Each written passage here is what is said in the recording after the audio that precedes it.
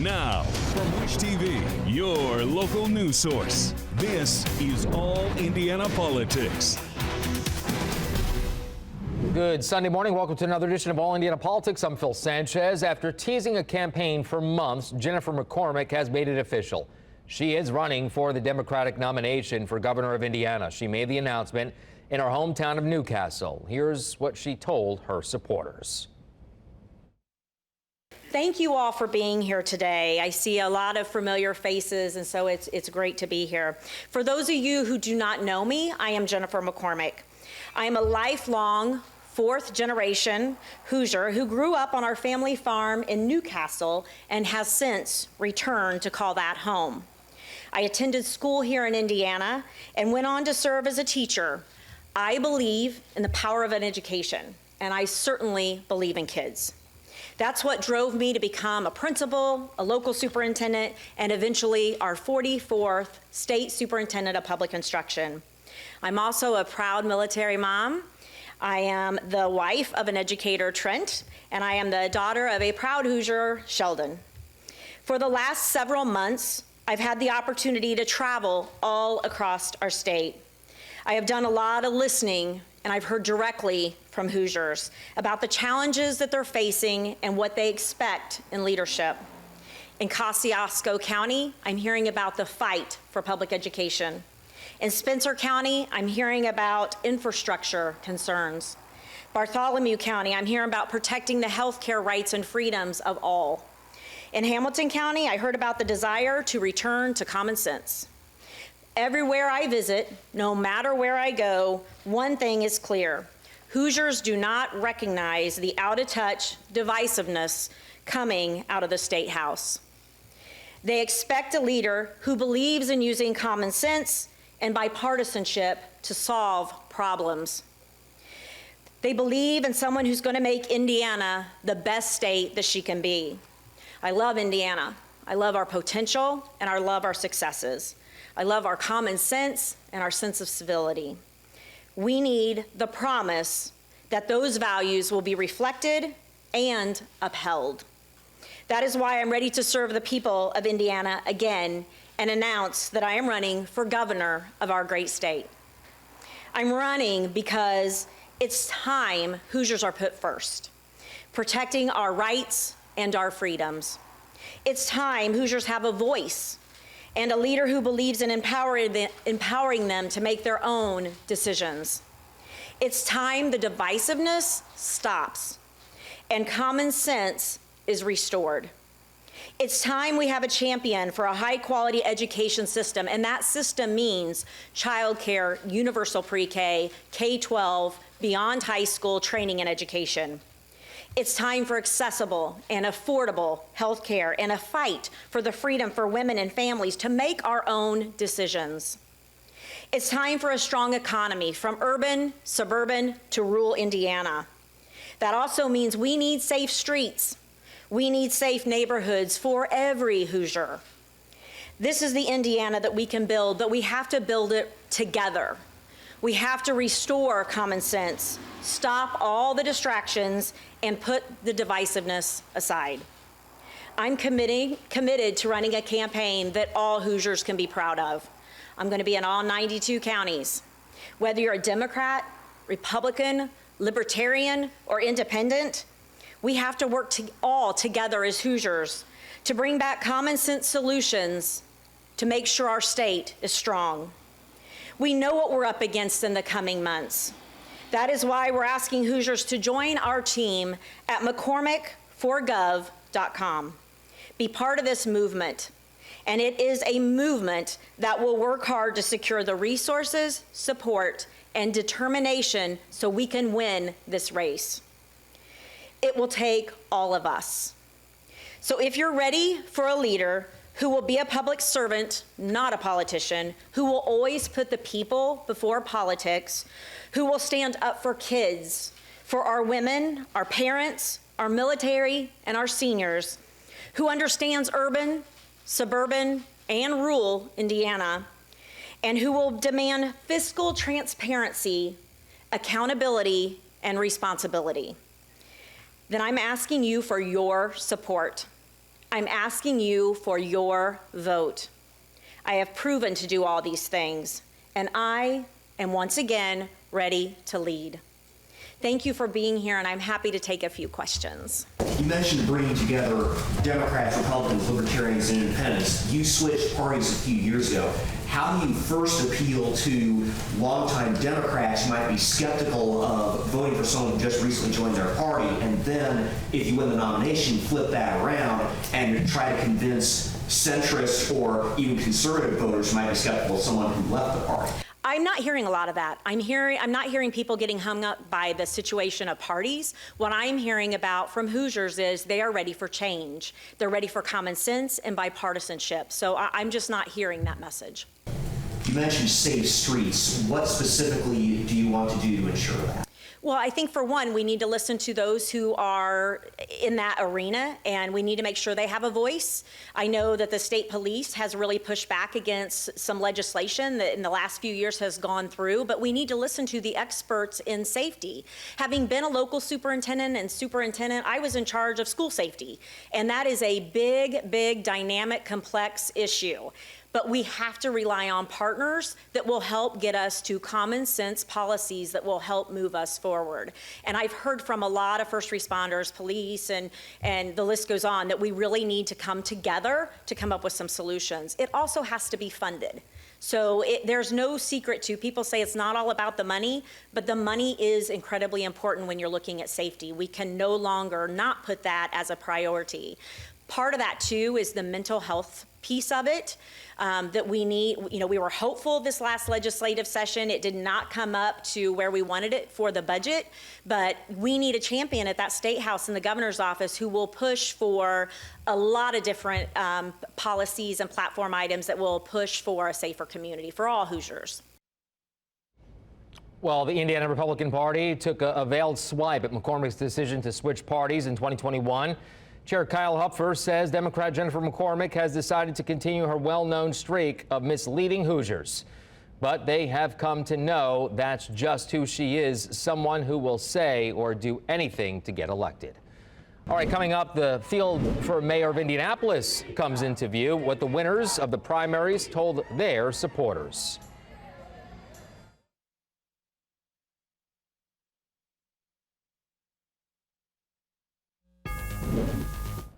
Well, the stage is now set for the top mayor's race in the state. Indianapolis Mayor Joe Hogsett easily survived the primary challenge in his bid for a third term.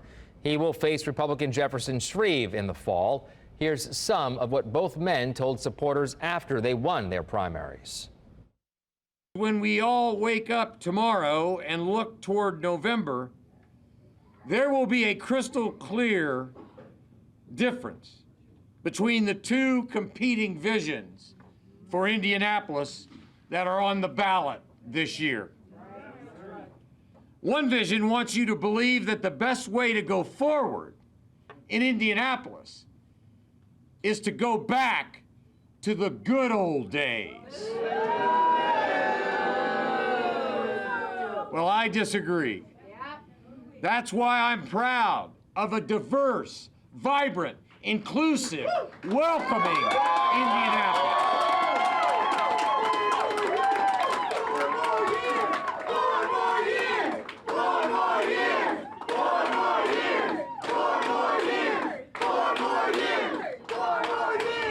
And you have my commitment that I'll be damned if I'm going to let someone drag us back into the past.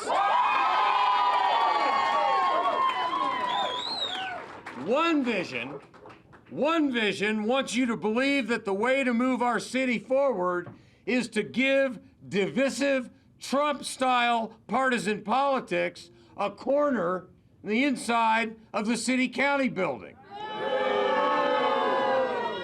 Well, I disagree.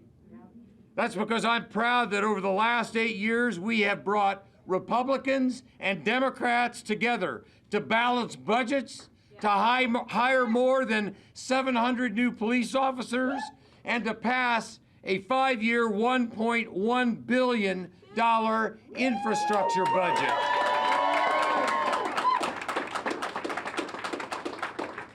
One vision believes that when it comes to putting together a plan to combat the scourge of gun violence in the country and in our community, one of the first calls you have to make is to the NRA.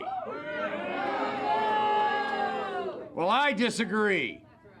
That's because I'm proud that our 3-year, $150 million anti-violence initiative is powered by neighborhood leaders,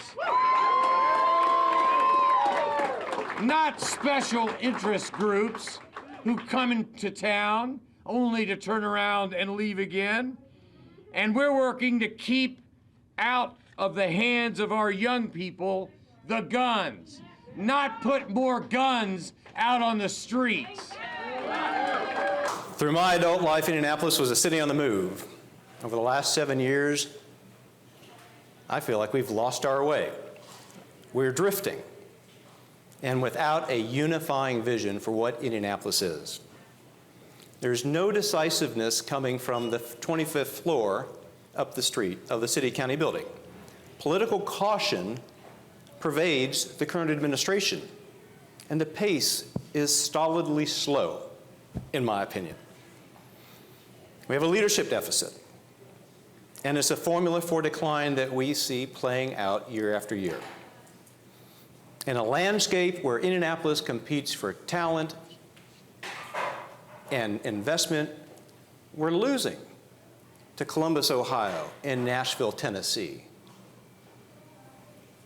We want and can and should and will be more and stronger than our peer cities in the Midwest in this re-administration.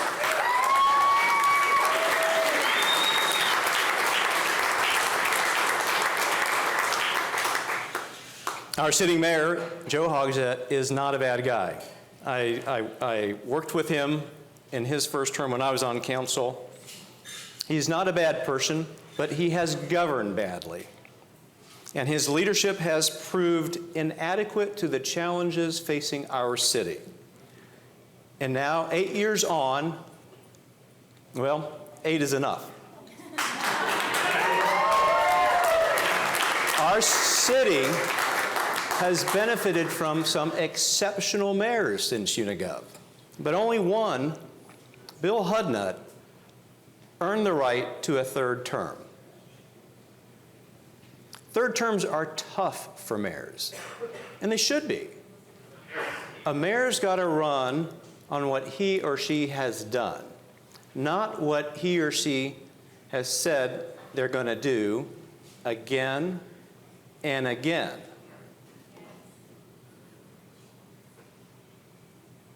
I aim to get some things done.